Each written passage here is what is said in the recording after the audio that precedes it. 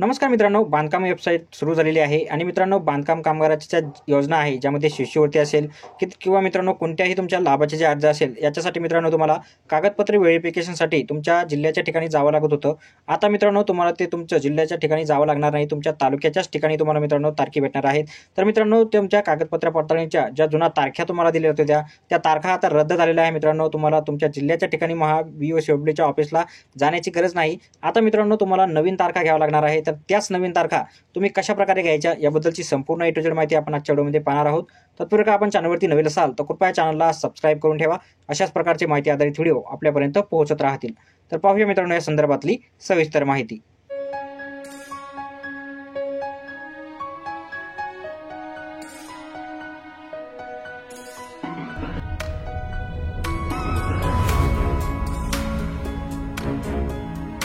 तर मित्रांनो तुम्हाला सर्वात अगोदर BOCW.in या वेबसाईटवर यायचं आहे। याची लिंक तुम्हाला डिस्क्रिप्शन बॉक्समध्ये दिलेली आहे। इथे आल्यानंतर खाली स्क्रॉल करून नंतर मित्रांनो तुम्हाला change appointment date for claim हा पर्याय दिसेल, याच्यावरती क्लिक करा। यानंतर रजिस्ट्रेशन नंबर विचारला जाईल। मित्रांनो तुमचा जो मागील पावती तुम्हाला भेटलेली असेल त्याच्यावरती एक रजिस्ट्रेशन नंबर असेल, तो टाकून प्रोसीड टू फॉर्मवरती क्लिक करा। मोबाईलवरती एक OTP येईल, आलेला OTP इंटर OTP टाकून व्हॅलिडेट OTP करा। व्हॅलिडेट OTP केल्याच्या नंतर मित्रांनो तुमचा नोंदणी क्रमांक, तुमचा आधार नंबर, मोबाईल नंबर संपूर्ण माहिती इथे दाखवली जाईल। भेटीची तारीख बदलण्याची पोचपावती क्रमांक तुम्हाला इथे भेटायचं दिसेल मित्रांनो, तो तुम्हाला टाकायचा आहे। जो मागील तुम्ही तारखा घेतल्या वेळेस तो तुम्हाला पावती भेटलेला असेल त्याच्यावरती एक एक्नॉलेजमेंट नंबर असेल तो टाका आणि गेट क्लेम डिटेल्स वरती तुम्हाला क्लिक करायचं।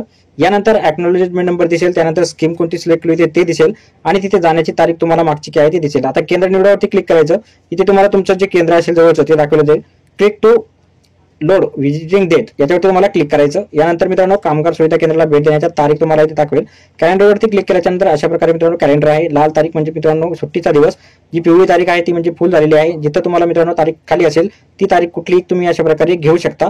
याच्यावरती मित्रांनो तुम्ही तारीख घेतल्याच्या नंतर अशा प्रकारे मित्रांनो तुम्हाला फायनली आता सबमिट करायचं आहे। सबमिट झाल्याच्या नंतर पाहू शकता अपडेट सक्सेसफुल झालेला आहे। त्यानंतर मित्रांनो आता तुम्हाला ओके वरती क्लिक करायचं। ओके वरती क्लिक केल्याच्या नंतर प्रिंट अपॉइंटमेंट डेटेड लेटर याच्यावरती क्लिक करायचं। याच्यावरती क्लिक केल्याच्या नंतर मित्रांनो तुम्हाला अपॉइंटमेंट लेटर दिसेल।